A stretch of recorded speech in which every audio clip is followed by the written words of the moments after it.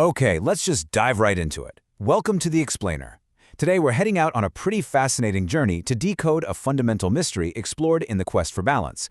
And it's all about how our minds actually connect the dots of reality. We're going to explore the invisible mental gears turning in your head right this very second, and we're going to do it by looking at a highly relatable, everyday narrative. It's the kind of story that might just change the way you look at your own daily routine. So, picture this. You've got to put yourself in the shoes of this guy named Henry. Henry has just picked up his dry cleaning. He's walking out to his car, holding this freshly pressed suit, and suddenly he just freezes. This wave of sudden existential doubt hits him. How do you know it's the right suit?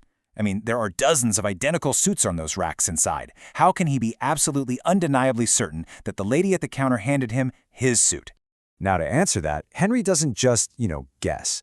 Without even realizing it, his brain is relying on a set of deeply ingrained mental processes.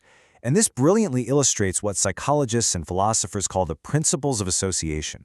You can think of it like a mental detective toolkit, complete with the imaginary magnifying glass that Henry, and honestly every single one of us, uses to solve everyday mysteries, navigate the world, and piece together what we believe to be our personal truths. So, what exactly is in this toolkit? Well, there are 5 primary principles of association: contiguity, similarity, contrast, causality, and frequency. These are basically the fundamental ways our brains build truths, influence our memory, and ultimately structure our entire understanding of reality. Let's break them down real quick so you can see exactly how your own brain is operating behind the scenes every single day. First up, we've got contiguity. This is just a fancy way of saying that when ideas or events happen close together in time or space, your brain automatically links them. Think about a summer thunderstorm, right? You see a bright flash of lightning, and your brain instantly braces for that crack of thunder. That sheer proximity in time permanently binds those two events together in your mind, creating an automatic expectation. Then we have similarity. Super straightforward, but incredibly powerful. Experiences or objects that share key characteristics naturally group together. It's the exact reason why seeing a golden retriever trotting down the street instantly transports your mind back to the beloved childhood dog you grew up with. Your brain is rapidly categorizing reality by matching likeness. Next is contrast. And this is interesting, because our brains don't just link things that are alike. Opposite or very different ideas become associated precisely because of their stark distinction. Like, just thinking about being out in the blistering hot sun almost immediately makes you crave a freezing cold drink, doesn't it? The extreme difference creates this tight mental tether between the two concepts. Then there's causality. This happens when one event seems to directly cause another, forming a really rigid mental link. You press a button on the wall, the overhead light turns on. Your brain locks in that A inherently causes B. The mind absolutely craves order, and causality provides that order by establishing a clear cause and effect relationship. Finally, we have frequency. Simply put, the more often two experiences happen together, the stronger that mental connection becomes. Say you repeatedly read a specific book while drinking your morning coffee. Your brain strengthens the link between that cozy feeling, the bitter taste, and the act of reading. Pretty soon, just smelling coffee might automatically make you want to reach for a book. Now, here's where it gets really interesting for you and me. Think about your own daily routines for a second. The morning commute, grabbing lunch, checking your mail. Your brain is silently running these 5 principles in the background every step of the way. So let's watch those exact mental gears turning in Henry's brain as he stands out in that parking lot, systematically trying to validate that the suit in his hand is actually his.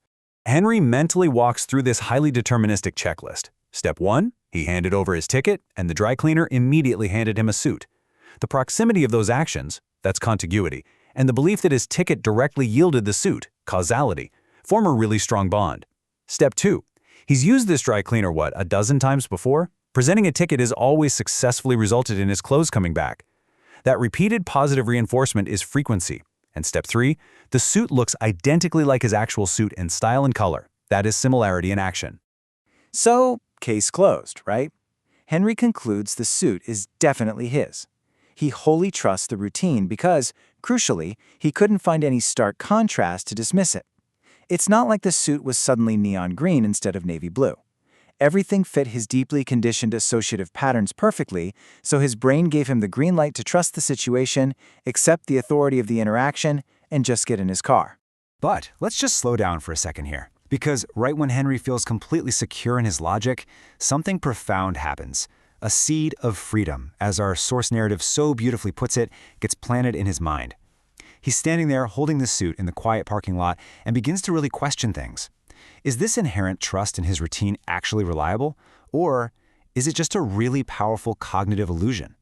Could the dry cleaner have simply made a mistake, and he's just being blinded by the exact same associative reasoning he's always blindly used? And this brings us to a massive realization: the difference between a perceived association and meaningful reality.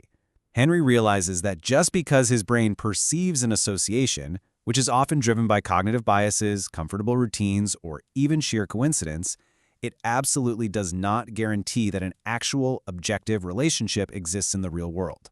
He perceives the suit as his because of the ticket and the timing, but objectively speaking, the lady could have easily just grabbed the wrong identical navy suit. The association is entirely in his head. There's this brilliant quote from Nis Nin that captures the absolute intellectual climax of our explainer. She said, "We don't see things as they are. We see them as we are." Actually, earlier in the source narrative, Henry's friend William, who's this deeply philosophical thinker, tried to explain this exact concept to him. William argued that human beings continuously filter reality through our own conditioned mental frameworks. Our brains operate on predictive coding. We are essentially prediction machines, constantly trying to cram new sensory data into the models we already know and expect.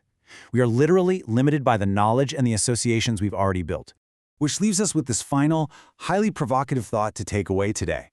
What else are you blindly trusting?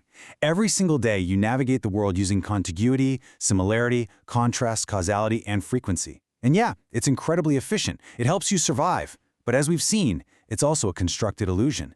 So I invite you to take a page out of Henry's book. Sometime today, just stop in the parking lot of your own life and ask yourself, is your reality actually objective truth? Or is it just a really, really convincing cognitive habit?